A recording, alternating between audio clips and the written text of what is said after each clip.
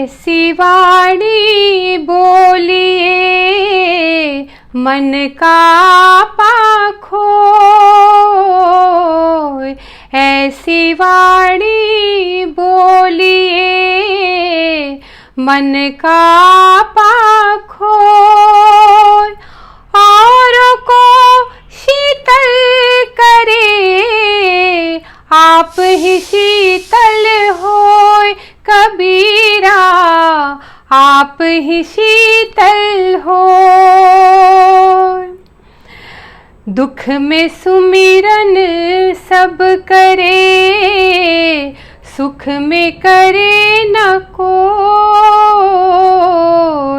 दुख में सुमिरन सब करे, सुख में करे न कोय, जो सुख में सुमिरन करे तो दुख काहे को होय, कबीरा दुख काहे को होय। बड़ा हुआ तो क्या हुआ, जैसे पेड़ खजूर, बड़ा हुआ तो क्या हुआ, जैसे पेड़ खजूर, पंछी को छाया न दे, फल लागे अति दूर, कबीरा फल लागे अति दूर।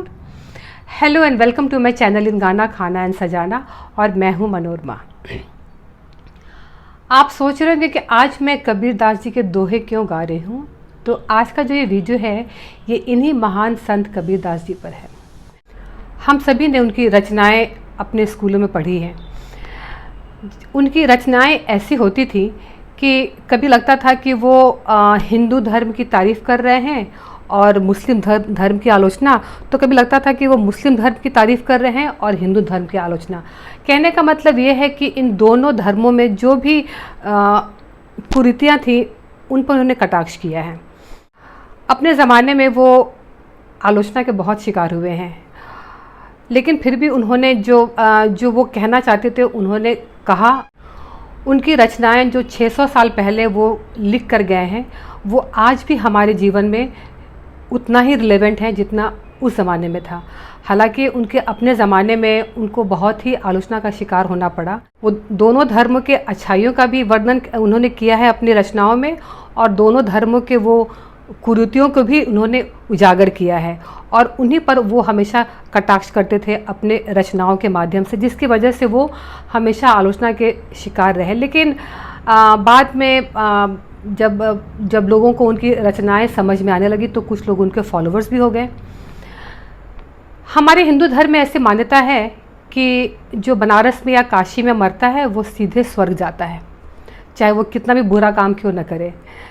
लेकिन क्या आपको मालूम है कि हिंदुस्तान में एक ऐसी भी जगह है जहाँ पर ऐसी मान्यता है कि वहाँ मरने के बाद लोग सीधे नर्क जाते हैं। जी हाँ, वो यूपी का एक छोटा सा गांव है जिसका नाम है मगहर।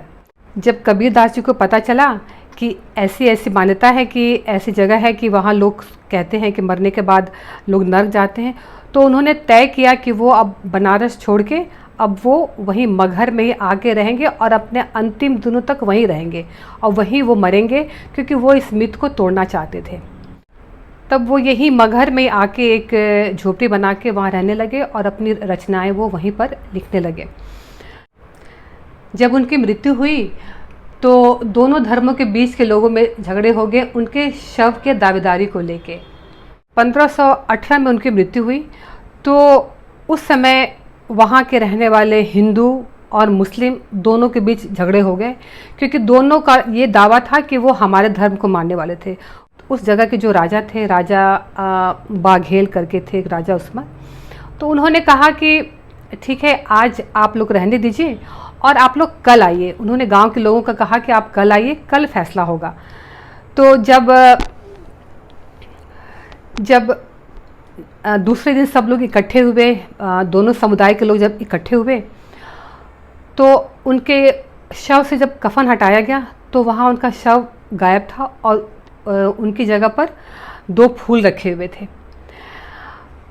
तो अब दोनों धर्मों के लोगों ने एक एक फूल ले लिया। एक फूल हिंदू लोगों ने ले लिया और दूसरा फूल मुस्लिम लोगों ने ले लिया। अब हिंदू लोगों ने उस फूल का उन्होंने समाधि बनाया और वहीं पे बिल्कुल बाजू में ही मुस्लिम लोगों ने दूसरे जो फूल उनके पास था उसका उन्होंने मज़ार बना दिया।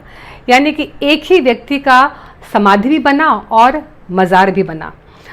तो ये अभी मुझे हाल में ही वो जगह देखने का मौका मिला। तो उसका नाम आज संत कबीर दास भी है, मगहर भी है, लेकिन उनकी वजह से उस जगह का नाम संत कबीर दास है और वो यूपी का एक जगह है। तो चलिए मैं आपको दिखाती हूँ समाधि और उनकी मज़ार, मैं दोनों आपको दिखाती हूँ। आप लोग देखिए।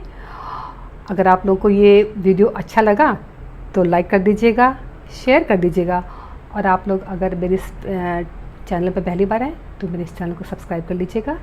Thanks for watching. तो चलिए देखते हैं संत कबीर दास जी का समाधि और उनका मज़ार।